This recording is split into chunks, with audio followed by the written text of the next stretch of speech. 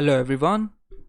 In this lecture, we will be looking at a very different command using which we can scan protocols of a network or the target host.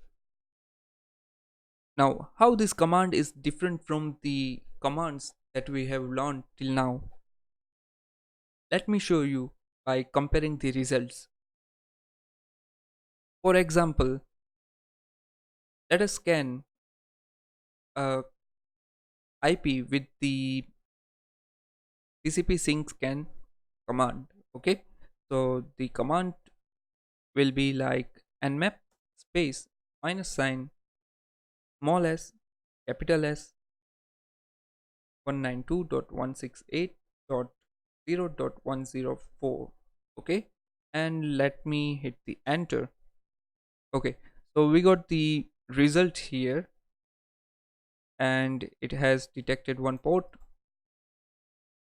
Now let me show you the command using which we can scan the protocols.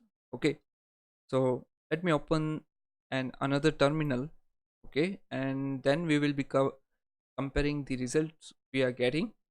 Okay, so the command goes like nmap space minus sign small s capital O space and the target IP.